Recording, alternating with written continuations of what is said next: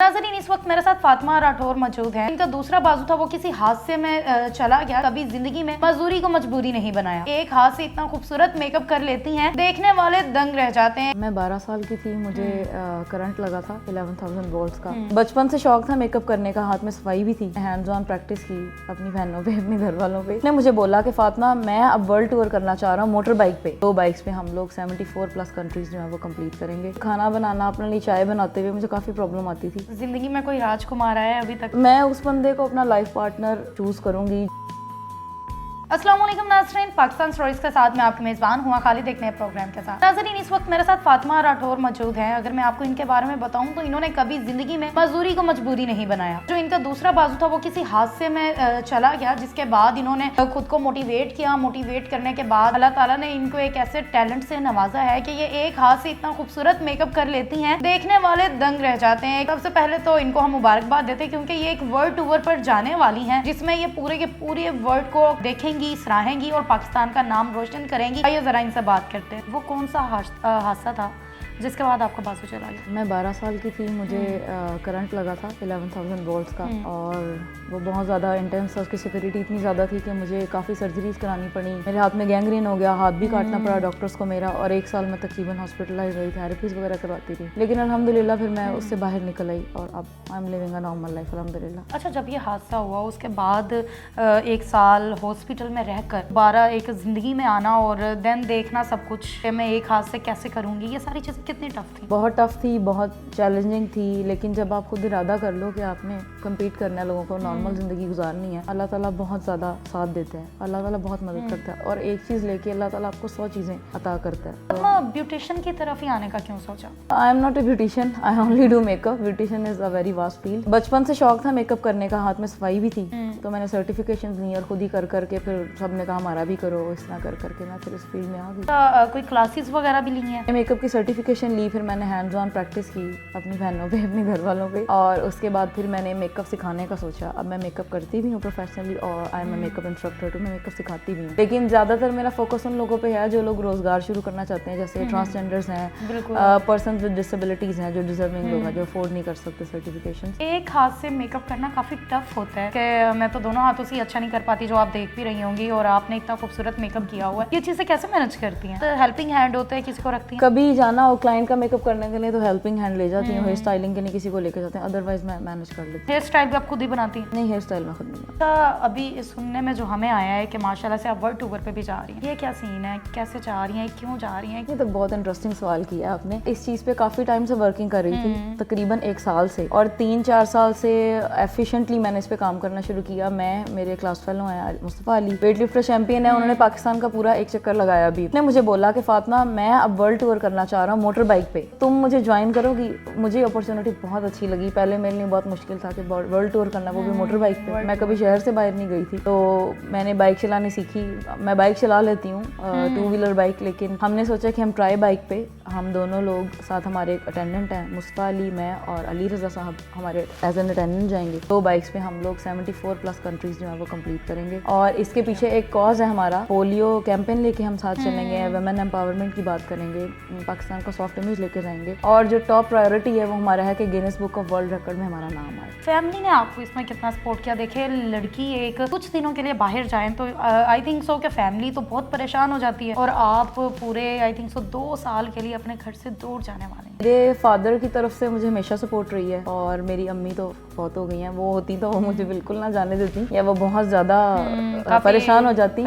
लेकिन मेरे अब्बू ने मुझे बहुत सपोर्ट किया। मैंने किसी को बताया ही नहीं था। किसी चीज़ की ज़्यादा डिस्कशन करो ना, वो चीज़ रह जाती है। बिल्कुल। तो जब मैंने पूरा 1 साल काम करके और 3-4 महीने डॉक्यूमेंटेशन कंप्लीट करके जब टीवी चैनल्स पे आके मैंने बताना शुरू किया, वहाँ से मेरी फैमिली को पता चला। मैंने अपने मुंह से एक बंदे को भी नहीं बताया कि मैं वर्ल्ड टूर पे जा रही हूँ। तो आप फिर जब पता लगा तो तब क्या रिएक्शन थे उनके?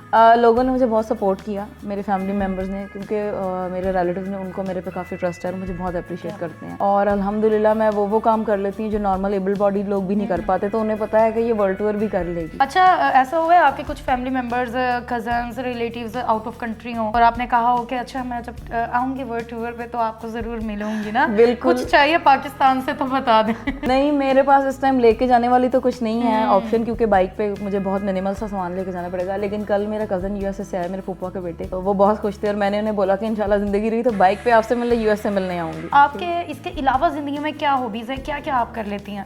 मैं पेट लवर हूँ, मुझे म्यूज़िक का शौक है, मैं पेट्स रेस्क्यू कराती हूँ। म्यूज़िक का शौक है, गाती भी हैं कि सिर्फ सुनती हैं? नहीं, बस सुनती हूँ, सिर्फ म्यूज़िक का शौक है, सिंगिंग का इतना नहीं है। और क्या कर लेती हैं? और मुझे पेट्स का शौक है, मेरी हॉबी है उनके साथ टाइम स्पेंड करना, उनको रेस्क्यू कराना। मैंने तकरीबन हर किस्म का ही जानवर पाला है, शेर छोड़ के।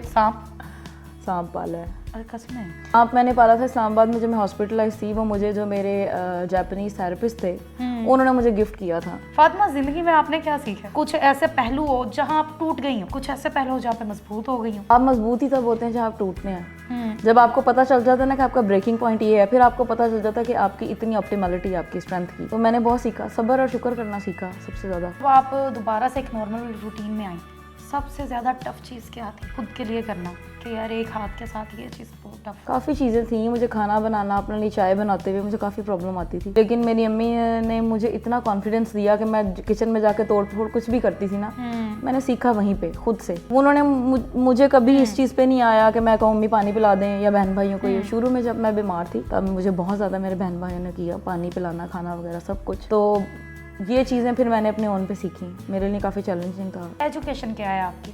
मैंने बीबीए ऑनर्स किया। जिंदगी में कोई राजकुमार आया है अभी तक या नहीं? राजकुमार तो बड़े हैं, अब ये मेरे पे डिपेंड करता है मैंने किसको चूज़ करना है। आप किसकी शहजादी बनना चाहती हैं? मैं उस बंदे को अपना लाइफ पार्टनर चूज़ करूंगी जो सबसे ज़्यादा मेरी चॉइसेस की और मेरे प्रेफरेंसेस की रिस्पेक्ट करेगा। बाकी चीज़ें बाद में आती हैं। लाइफ गोल्स क्या हैं आपके? वेल फिलहाल तो मेरा है कि मैं जो है वर्ल्ड टूर करूं और वर्ल्ड टूर कंप्लीट होने के बाद जब मेरे हाथ में कोई पावर आई तो मैं अपनी कंट्री के लिए स्पेशली पर्सन विद डिसेबिलिटीज़ के लिए एक अच्छे फॉरम पे जाके कोई काम करूंगी इंशाल्लाह। अच्छा फातिमा, जो आपने स्टेप उठाने वाली हैं वर्ल्ड टूर, बहुत खतरनाक भी है। देखें ट्रैवलिंग, खैर हम यहाँ से कहीं थोड़ा सा बाइक पे जाएं तो डर लगा रहता है कि खुदा ना खास्ता कोई हादसा ना पेश आ जाए, तो इस चीज़ का कितना डर है कि खुदा ना खास्ता अगर कुछ हो जाता है तो? देखिए, मुसीबत आफत अल्लाह की तरफ से आती है और कुछ आपकी अपनी गलतियां भी होती हैं। अगर आप सेफ्टी गियर्स के साथ जा रहे हो, आपने अपनी फुल तैयारी की है तो आप रिस्क को काफ़ी मिनिमाइज़ कर लेते हो, लेकिन मौसम की ख़राबी, लैंडस्लाइडिंग, इन चीज़ों पे तो हमारा कोई इख्तियार नहीं है। ये हमारे नसीब में, देखेंगे क्या होता है। बात की जाए आपके मेकअप के बारे में, जो सही आपका एक टैलेंट हमें पता लगा है कि जी इन्होंने मजदूरी को मजबूरी नहीं बनाया। तो फातिमा, क्या आप हमें थोड़ा सा मेकअप करके दिखाएंगे? मैं चाहती हूँ कि मेरा ये जो थोड़ा सा मुखड़ा है ना, ये चमक उठे, तो आप कुछ कर सकती हैं इसको? बिल्कुल कर सकती है। अच्छा, सबसे पहले जो आपका फेस है, मैं आपके फेस की एक साइड जो है वो टचिंग करके दिखाऊंगी। कुछ आपने खुद भी किया मेकअप, ताकि आपको ज़्यादा पता चले कि आपके क्या फ्लॉज हैं मेकअप में और आप उसे किस तरह टैकल करेंगे, आप सीखेंगे भी इस तरह। तो सबसे पहले मैं शुरू करती हूँ आपकी आइज से। आपकी मेकअप वाली आँख है और ब्रॉड आँख है, इसको थोड़ा सा इस तरफ को हम करेंगे ताकि आपकी आंख जो है जब आप देखेंगे तो आपको डिफरेंस पता चलेगा। तो जी, जैसे कि आपने देखा कि फातिमा ने किस तरीके से मेरा बड़ा खूबसूरत सा मेकअप किया। अभी एक साइड पे आपको बहुत अच्छा मेकअप नजर आ रहा होगा और दूसरी साइड आपको मेरी काफ़ी डल सी नजर आ रही होगी। तो ये सारा हाथ का कमाल है जो शायद मैं दो हाथों से भी नहीं कर पाती, और फातिमा ने अपने एक हाथ के साथ ही इतना खूबसूरत जो कमाल है वो दिखा दिया है। ये सारी की सारी बात आपकी नीयत के ऊपर होती है, आपके हौसले के ऊपर होती है। अगर आपके हौसले बुलंद होते हैं, चट्टानों की जैसे मजबूत होते हैं, तो आप कोई भी काम जिंदगी में कर सकते हैं। सो अपने अंदर कुछ कर दिखाने का जज्बा रखें, ना कि हिम्मत हार जाएं। जिस तरीके से फातिमा ने अपनी कमज़ोरी को मजबूरी नहीं बनाया, इसी तरीके से आप भी अपनी कमज़ोरी को कभी मजबूरी ना बनाएं, चाहे वो जहनी कमज़ोरी हो या जिस्मानी कमज़ोरी हो। खैर, आपको फातिमा की कहानी कैसी लगी मुझे ज़रूर बताएं। मज़ीद वीडियोज़ के लिए चैनल को लाइक करें, सब्सक्राइब करें, शेयर करें, बेल आइकन प्रेस करना मत भूलें। वस्सलाम।